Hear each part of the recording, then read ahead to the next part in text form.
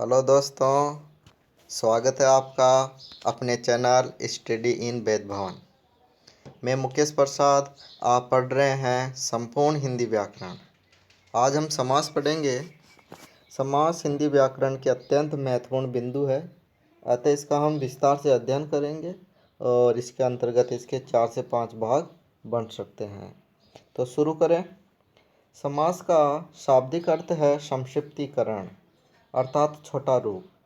समास शब्द दो शब्दों सम और आस से मिलकर बना है, जिसका अर्थ है पास पास बैठना या बिठाना। जब किन्हीं दो शब्दों या दो से अधिक शब्दों से मिलकर कोई नया और छोटा शब्द बनता है तो उसे समास कहते हैं। समास का उल्टा विग्रह कहलाता है, जिस प्रकार संधि का उल्टा संधि विच्छेद कहलाता है। समास के 6 प्रकार। साधारणतः समास 6 प्रकार के होते हैं और मुख्यतः 4 प्रकार। 6 प्रकारों में देखें तो अवयवी भाव समास, तत्पुरुष समास, द्वंद्व समास, द्विगु समास, कर्मधारय समास, बहुव्रीहि समास।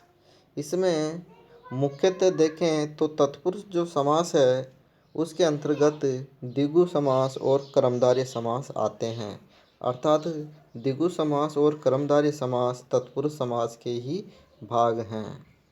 इनकी प्रधानता देखें तो अवयवी भाव समास में प्रथम पद प्रधान होता है और तत्पुरुष समास में दूसरा पद प्रधान होता है, और द्विगु और कर्मधारय समास तत्पुरुष के ही भाग हैं तो इन दोनों में दूसरा पद प्रधान ही होता है। अपना बचा द्वंद्व समास, तो द्वंद्व समास में दोनों पद प्रधान होते हैं, और अंत में बहुव्रीहि समास। बहुव्रीहि समास में दोनों ही पद प्रधान नहीं होते और तीसरा पद प्रधान होता है, अर्थात दोनों पद गौण रहते हैं और तीसरा पद प्रधान होता है। अब इनको ऊपर से नीचे आपको याद करना है, लेकिन नीचे से ऊपर तक याद करना बहुत ही आवश्यक है, यानी अति आवश्यक है, क्योंकि जब वरीयता या प्राथमिकता की बात आएगी तो हम नीचे से ऊपर की ओर चलेंगे। पहले मैं आपको बता दूं कि कई लोग इनको ट्रिक के माध्यम से भी याद करते हैं। तो ट्रिक इस प्रकार है। अब तक दद्दू हैं, ऐसे बन जाएगा अवयवी भाव और वैसे बनेगा बहुव्रीहि। अब समझ गए, ऐसे अवयवी भाव और वैसे बहुव्रीहि। अब और तक में बनेगा तत्पुरुष समास और कैसे बन जाएगा कर्मधारय। अब तक दद्दू से द्वंद्व समास और फिर द्विगु समास। अब तक दद्दू हैं, इस प्रकार ट्रिक से भी लोग इनको याद करते हैं, लेकिन हमें इनके वरीयता के आधार पर याद करना है, और वरीयता में भी आपको नीचे से ऊपर याद करना है, क्योंकि प्राथमिकता नीचे से ऊपर की ओर चलेंगे। और मैं इन्हें कुछ उदाहरणों से स्पष्ट कर दूं। एक उदाहरण है अपने पास चतुर्भुज। अब आप बताओ चतुर्भुज में कौन सा समास रहेगा। आप सोच रहे हैं बहुव्रीहि समास। बिल्कुल सही, इसमें बहुव्रीहि समास ही रहेगा। लेकिन यही शब्द जब वाक्य में आ जाए इस प्रकार राम चतुर्भुज बनाता है और रेखांकित आ जाए चतुर्भुज के नीचे और पूछा जाए इसमें कौन सा समास है, तो आप क्या करोगे? बहुव्रीहि नहीं, आप वहाँ पर द्विगु समास करेंगे, क्योंकि 4 भुजाओं से बनी हुई एक आकृति है और जहाँ भी संख्या का बोध होता है वहाँ पर द्विगु समास होता है। तो इस प्रकार एक और उदाहरण मैं बताऊँ आपको। तो मान लो चतुर्भुज देकर पूछा जाए कि इसमें कौन सा उदाहरण है और उसमें विकल्प में बहुव्रीहि समास, कर्मधारय समास, द्विगु समास और द्वंद्व समास दिया जाए, तो अब आप उसमें क्या करेंगे? बहुव्रीहि करेंगे या द्विगु समास करेंगे? तो ऐसी स्थिति में हम नीचे से ऊपर की तरफ वरीयता या प्राथमिकता देते हुए चलेंगे, तो उसमें बहुव्रीहि को हम प्राथमिकता देते हुए उसमें बहुव्रीहि समास बताएंगे। अगर बहुव्रीहि विकल्प में ना हो तो हम फिर द्विगु समास बताएंगे। तो इस प्रकार एक शब्द में कई बार बहुत सारे समास आ जाते हैं और उनमें फिर हम उनकी प्राथमिकता के आधार पर या वरीयता के आधार पर उनका चुनाव करते हैं। चलो हम आगे चलते हैं। अव्ययी भाव समास। अवयवी भाव समास को हम विस्तार से पढ़ेंगे। जिस समास में प्रथम पद अव्यय हो वहीं अवयवी भाव समास कहलाता है। इसमें प्रथम पद प्रधान होता है और प्रथम पद ही अव्यय होता है। अव्यय यानी जिस पद का प्रारूप लिंग वचन और कारक की स्थिति में समान रहे, किसी प्रकार का परिवर्तन नहीं आए। अव्यय बनते हैं। अव्यय किस किस से बनते हैं तो हम देखेंगे। उपसर्ग से बनते हैं, प्रत्यय से बनते हैं और नाम पद से बनते हैं। उपसर्ग वाले देखें तो उपसर्ग में अपन देखेंगे जैसे प्रतिदिन यानी हर दिन, यथाशक्ति यानी शक्ति के अनुसार, आजन्म यानी जन्म से लेकर। अब इसमें उपसर्ग रहा प्रति, यथा और आ। तो इस प्रकार उपसर्गों से भी अव्यय पद बनते हैं। और उदाहरण, आपको अधिक उदाहरण देखने हैं तो पाठ्य पुस्तक से ही देखने पड़ेंगे। मैं केवल कुछ उदाहरणों से समझाने की कोशिश कर रहा हूँ। यहाँ देखिए, प्रत्यय से बनने वाले अव्यय, ध्यानपूर्वक, ध्यान के साथ, जीवन भर, पूरे जीवन। इसमें पूर्वक और भर प्रत्यय हैं। इस प्रकार प्रत्यय लगाकर भी अव्यय शब्द बनते हैं। नाम पद में देखेंगे। नाम पद में क्या होता है, एक शब्द की जब आवृत्ति होती है यानी एक शब्द जब बार बार आता है तो वो अव्यय बन जाता है। जैसे यकायक, इसमें एक एक, रातों रात, रात ही रात, दिनों दिन, दिन के बाद दिन। इस प्रकार जब शब्द की आवृत्ति होती है तो वहाँ अव्यय पद होता है। अब हम पढ़ेंगे तत्पुरुष समास। सबसे महत्वपूर्ण समास है और सबसे बड़ा समास है। जिस समास में दूसरा पद प्रधान होता है उसे तत्पुरुष समास कहा जाता है।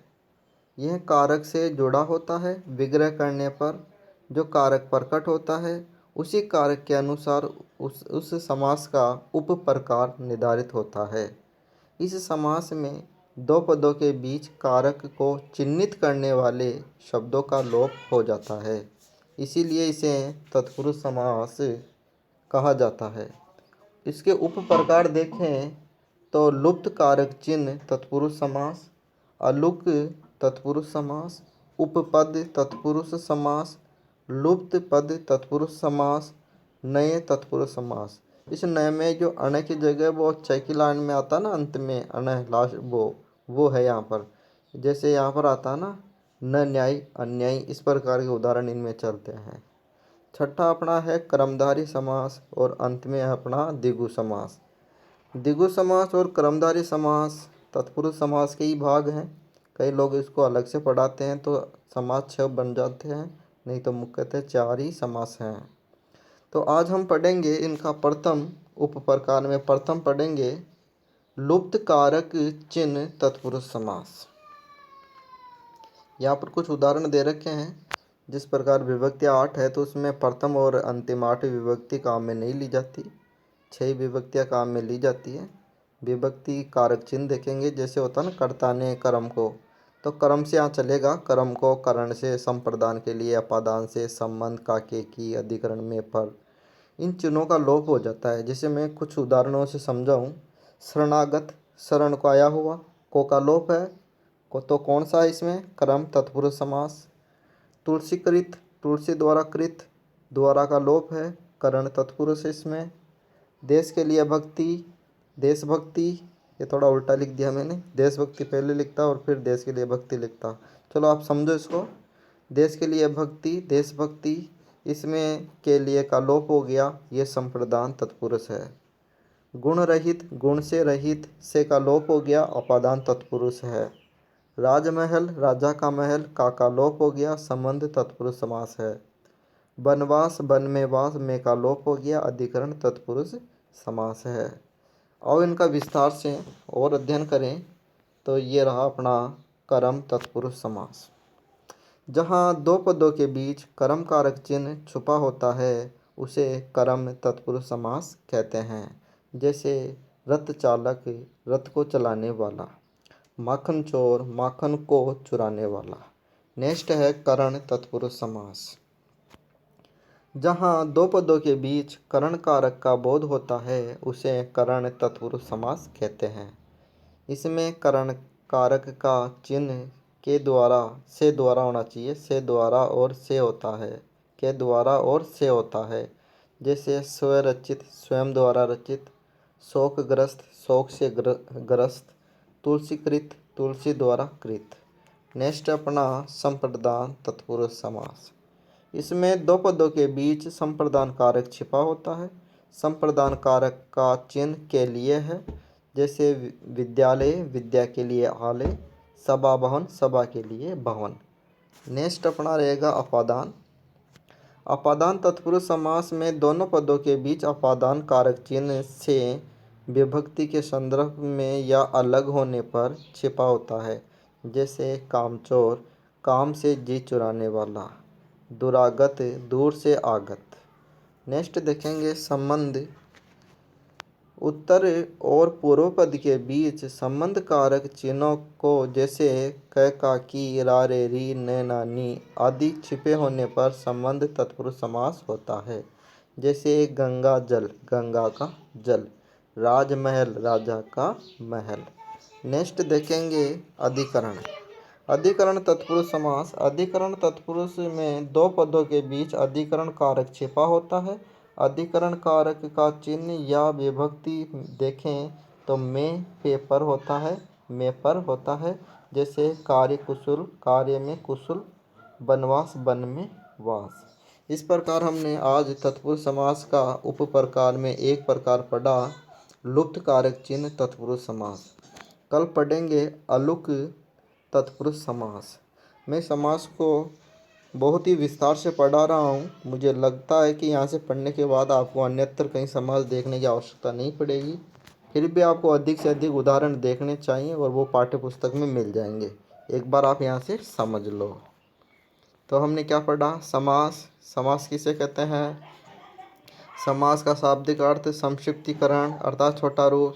समास के प्रकार हमने देखे, साधारणतः 6 प्रकार, मुख्यतः 4 प्रकार। प्रधानता के आधार पर आपने देखा, अवयवी भाव में प्रथम पद प्रधान होता है, द्वंद्व में दोनों ही पद प्रधान होते हैं, और बहुव्रीहि में दोनों पद गौण होते हैं, तीसरा पद प्रधान होता है। तत्पुरुष समास में, द्विगु समास में, क्रमधारी समास में दूसरा पद प्रधान होता है। इस प्रकार आपने समास देखा। वीडियो कैसा लगा आपको? कमेंट करना, शेयर करना, लाइक करना। ओके दोस्तों, धन्यवाद।